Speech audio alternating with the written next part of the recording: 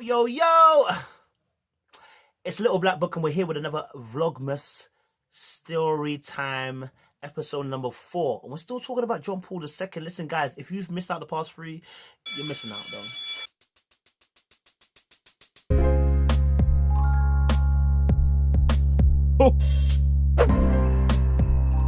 though. Merry Christmas. Let me tell you something. Look, your school ain't complete. And your school ain't a South London school until you got a school bus.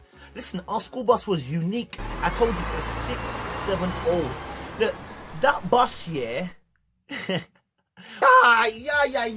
Remembering things. Alright, listen, so the bus comes at 3:15 because school finishes at 3:15, right? Or 3:20, I can't remember. And then it'll come there at the time school finishes and leave 5 minutes later, yeah? Or 10 minutes later. And then there's a second bus that will become 670B. That will come and then it will leave another 10 minutes later. Do you get me? And once that finishes, done. You get me? So a lot of times we'll get on a bus and oh my god, I'm getting memories, blood. Listen, so you have to imagine, yeah, when you're in form, like I said, you don't want to get in trouble, you don't want to get detention, you don't want to get, and the thing is, like, certain teachers will give you like a 10-minute detention, which is more annoying than an hour detention. Why? Because now you missed the bus. And the thing is, you'll get a 10-minute detention, you'll run out, and you just slyly miss the bus. So as you're running, like, down the stairs, all down the 3 flights of stairs, running out the double doors, boom, and you just see the red bus just going past. Oh, it's called the green. Hey, the green, yeah. Things went down on the green. Listen, when Mandan wanted to do things with gal, yeah, they just go around the green because it was like a little bushy area, innit? They go around the green and then mad things will happen. They go around the green and then things would go down, bruv. So on a 670 bus, right, you have to understand, double decker. Okay, and you already know how it's going to be when it's hierarchical society. You already know the bad dudes are going to try and set the back and they're going to try to hold the back. The elders are going to try and set the back and hold the back. You get me? So there was many instances when I'm on a bus, yeah, where you knew not to set the back. Why? Because if you get turfed, it's going to be mad.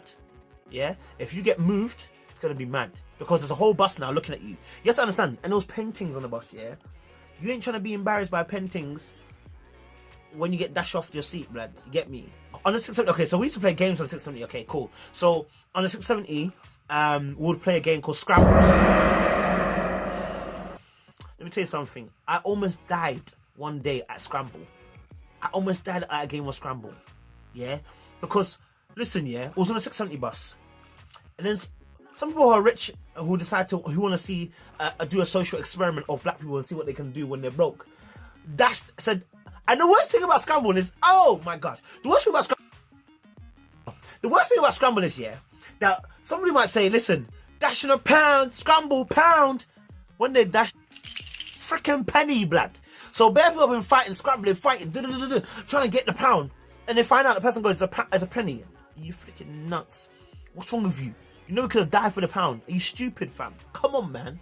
So yeah, Scramble was dangerous on the bus because you have to imagine, obviously people get out of the seats, jumping from the seats to seats, jumping on top of the bus. Hey, listen. Scrambles was too lit on the bus, man. Look, when you first get on the bus, you want to try, we all rush on this bus. We had to line up. Well, we had to at the school gates, we had to line up, yeah, when it's to get on the bus, innit? And obviously, when anything you got to line up for, black people are going to try and push in. And I'm just saying black people, anybody in general, they try to muscle in it. And be like, oh, like my friends there, innit? Yeah, John, say it. What you saying, fam? In this other line, yeah, you could. Do you know what? The elders do it the most, fam. And the thing is, yeah, if you try, I remember I tried to say, hey, you're pushing in. Man told me to shut up. I said, yeah, okay. Bruv, me, yeah, in school, yeah, I was not about the fights. You have to understand, look, in that school domain, yeah, I'm not about getting rushed. I'm not about getting beaten up. I go back to the same ends as most of these people. I'm not the hoodlum. Do you know what I'm saying? I'm not the bad youth.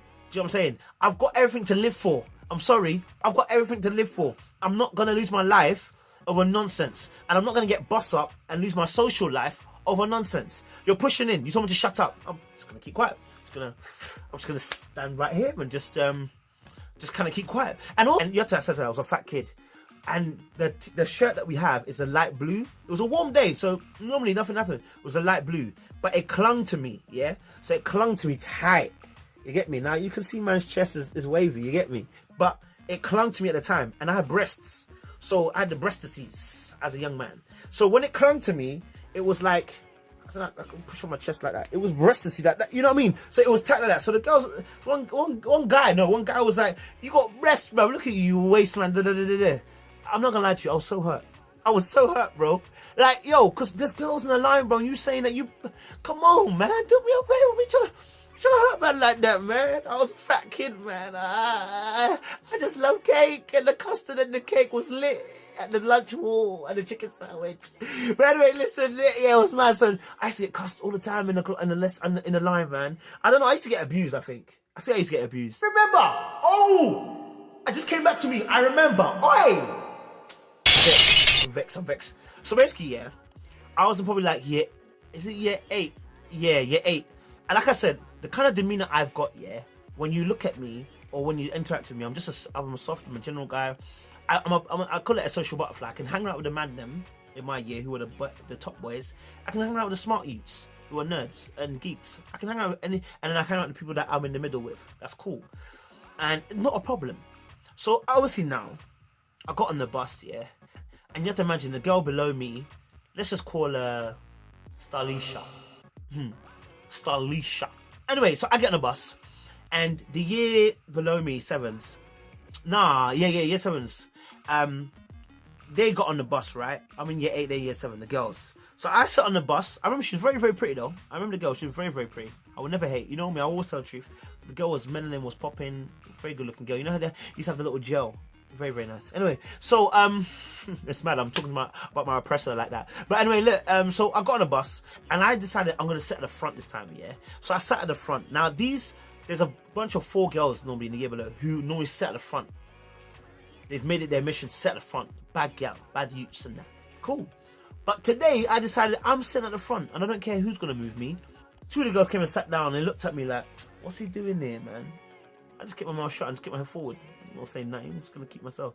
The other girl came, another girl came and was like, "Oh, like you're sitting in our seat." And I said, I can move over if you want. And I moved over to the far side by the window. She sat down. Then the 4th girl came, Starlisha. Okay, Starlisha, I need to understand, Starlisha's that pretty girl who's got about 5 older brothers and takes no shit from nobody. Okay, because she's got 5 older brothers. But today, I made it my mission. I'm gonna stand here. I'm gonna take a stand. And whatever you do, I'm gonna be strong.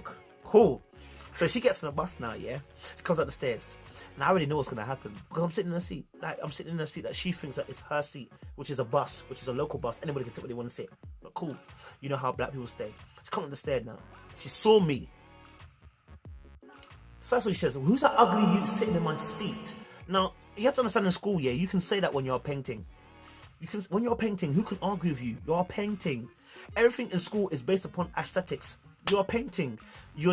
When you're paying, even if you're dumb, you're paying. It doesn't make a difference. You get me? It's not until after we finish school that we realize you're nothing. You get me? So she's painting. So she came there and said, "Who's this ugly, dark youth sitting in my seat?" And I just kept my head forward. You have to understand, these words are hurting me because she said it in front of the whole bus. And like my pride is not on the line. Do you get me? So she comes round. So why are you sitting in my seat for? I said, anybody can sit here. It's like a public space sitting. And then the girl said, "Why are you talking for?" Da-da-da. I said, "Listen, I can talk if I want to talk. Like, it is what it is, isn't it?" She's like, "Listen, I need you out of my seat, you dickhead. Come out the seat now." I said, "Listen, I'm not moving out the seat. I'm sitting." I said, "Listen, I'm not moving out the seat. I'm sitting here." I was sitting there first, so I'm gonna just sit here. I said, and I must have said one smart comment, which is probably dumb at the time, but I said it because, you know, I thought I want to be. I'm not gonna take this crap all day. Come on. I said, "Well, you know," I said, "Listen, there's space on my seat. There's space on my lap if you want to sit down, but I'm not moving." She's like, "Are you dumb? You're ugly. Why would I ever want to sit on your lap? Are you nasty, you sick you?" Look, you have to understand as well. Sitting on someone's lap is a social construct which, if you're paying or you're attractive to the opposite sex, or you're one of the bad boys, then you can ask a girl to sit on your lap, and it's quite the honour and achievement. When you're not and you're ugly and your glow up doesn't come for another 10 years, then when you do decide to say that bar to one of the pingest girls who doesn't like you already because you're sitting in a seat, you can only see this going one way. So yeah, and then she just started going in on me like for the next 5 minutes. The bus even started moving. She was still going in on me, but I didn't move. One of the other girls, she was tall. I remember.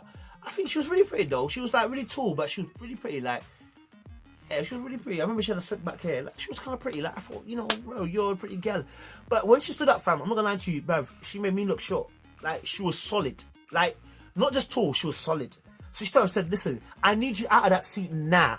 When she's telling you to get out of the seat, get out of the seat before I drag you out of the seat. I said, oh God. I said, now we're talking physicality, and I am not really aggressive. And if I didn't oversee fight back with a girl, I don't want her brothers getting involved. Bro. Like, that was my greatest fear in school, you know, her brothers getting involved. Listen, that is your greatest fear. Because listen, not only would it be in school that you can get beefed, outside of school, you have to understand we're all from South London. Most of us are from Wandsworth, so area. So you ain't never gonna stop. You're never gonna not avoid these brothers. You're gonna see them all the time.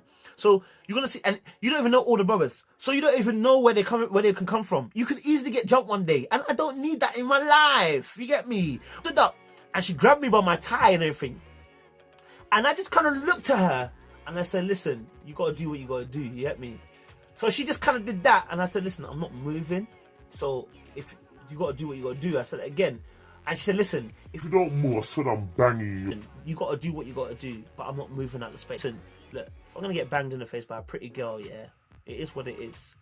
At that moment, she was confused. Do you know why you're confused? Because I'm ballsy, mate. Yeah? I didn't get a number or anything, no. No. She was confused, like, because it's like, yo, I've disarmed the situation. She's Like this and start, just leave it, man. He's away. there. I said, yeah. I got the formula to stop the people from bullying, man. I'm big now. I've made it. So I enjoyed my bus ride home that day. It was mad to the dunya. But listen, guys, I appreciate you, okay? Look, guys, if you ever are getting bullied, you have to be strong about this, yeah? You don't have to throw fisticuffs. But your words alone can disarm somebody.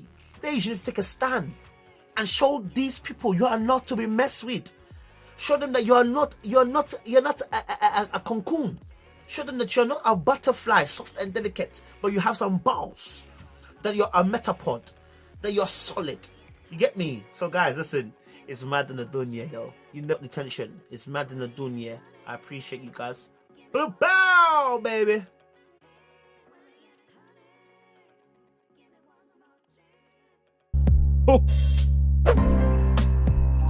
Merry Christmas.